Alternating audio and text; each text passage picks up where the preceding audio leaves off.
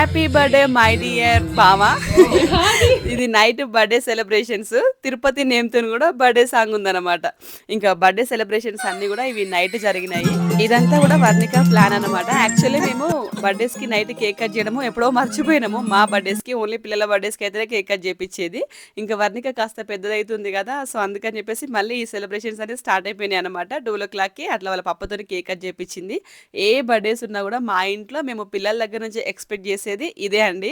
ఏదైనా ఒక చిన్నగా పేపర్లో మా కోసం రాసి పెడతారనమాట. సో అది చాలా మెమొరబుల్గా అనిపిస్తుంది చదువుతూ ఉంటే.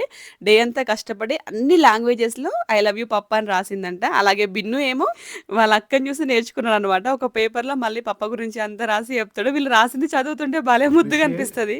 Everything you do. I love you papa, happy birthday. మీ పిల్లలు కూడా ఇలాంటి గిఫ్ట్స్ ఇస్తారా? అయితే డెఫినెట్గా కామెంట్ చేయండి. వన్స్ అగైన్ హ్యాపీ బర్త్డే బావా.